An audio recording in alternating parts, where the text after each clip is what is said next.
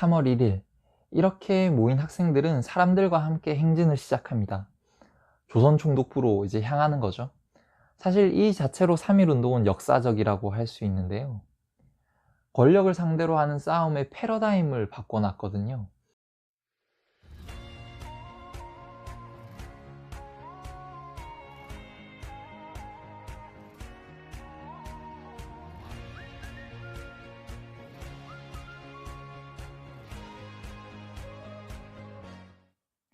안녕하십니까, 김동주입니다. 커피 내리는 서재는 역사 논문을 소개하는 곳입니다. 어려운 역사, 딱딱한 논문이지만 잘 볶아내고 곱게 갈아내리면 다 같이 즐길 수 있습니다. 신선한 논문으로 내린 따뜻한 역사 한 잔 맛있게 전해드리겠습니다. 오늘 소개드릴 논문은 주동빈 선생님의 3.1운동 초기 경성 시위에 대한 세대론적 분석입니다. 이 연구는 1919년 경성에서 일어난 3.1운동을 다루고 있습니다. 여기서 경성은 지금의 서울인데요. 오랜 시간 조선왕조의 수도 한양이었고, 하지만 일제시대로 넘어가면서 식민도시 경성으로 바뀌게 되는 곳이죠. 경성에서 일어난 3.1운동은 조선인들에게 어떤 경험이었을까요? 그 경험은 긴 시간이 지난 오늘의 우리에게 어떤 이야기를 하고 있을까요?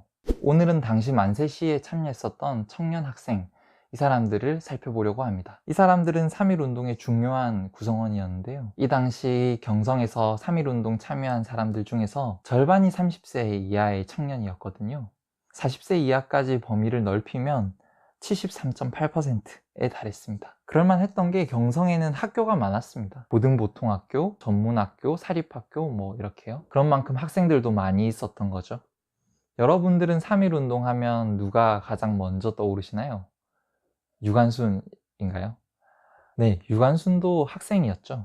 당시 학생들은 많이 참여하기도 했고, 또 유관순처럼 만세운동을 조직하고 이끌기도 했습니다. 일제 신사들이 엄청 무섭고 했을 텐데 학생들은 어떻게 뭉치고 만세 시위를 준비할 수 있었던 걸까요? 그에 대한 답으로 주동빈 선생님은 학생들이 함께 모여 살던 하숙집을 주목합니다. 하숙집이야말로 학생들을 한데 묶어주고 효율적으로 만세운동을 준비할 수 있게 해준 어떤 비밀기지 같은 거였다는 거죠. 주동빈 선생님 논문에는 당시 만세운동을 하다 붙잡힌 학생들을 주소별로 분류를 해놨습니다. 눈에 띄는 하숙집이 두 군데 있는데요. 먼저 송현동 56번지, 이곳은 길원봉, 박회인 이런 리더 학생을 비롯해서 무려 24명이 잡혀갔습니다.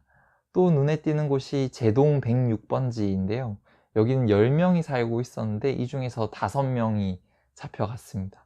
뭐 잘 도망친 분들은 여기 포함이 안 돼 있을 테니까 그분들까지 더하면 아마 더 많겠습니다. 뭐랄까요? 이 정도면 3.1운동의 성지라고 할 수 있을 것 같아요.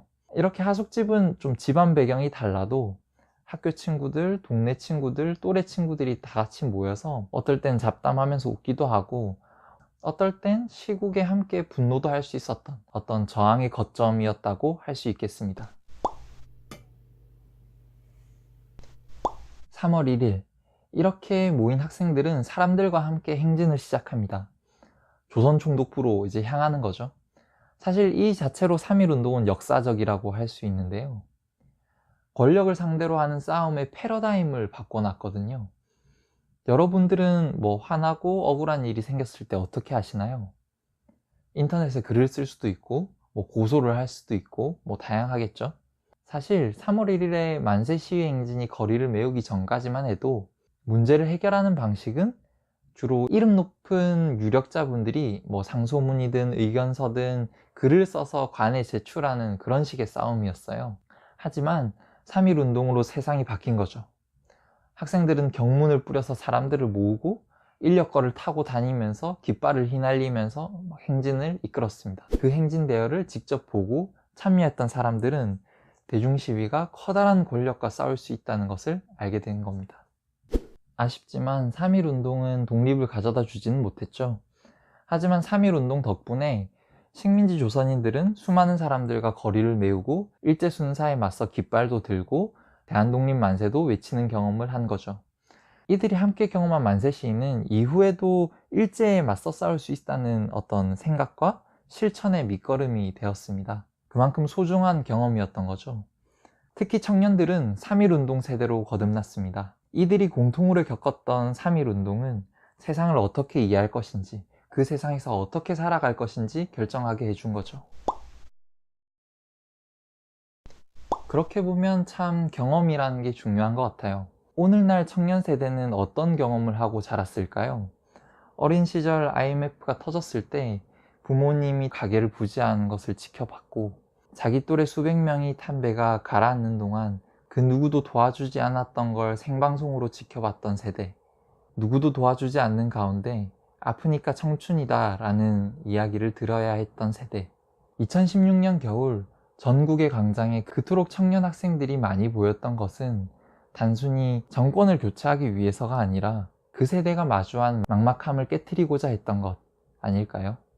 100년 전 3.1운동이 그랬던 것처럼 수많은 이들이 함께한 그날의 경험도 새로운 세대, 새로운 흐름을 만들어 나갈 것입니다. 지금까지 커피 내린 서재 김동주였습니다. 감사합니다.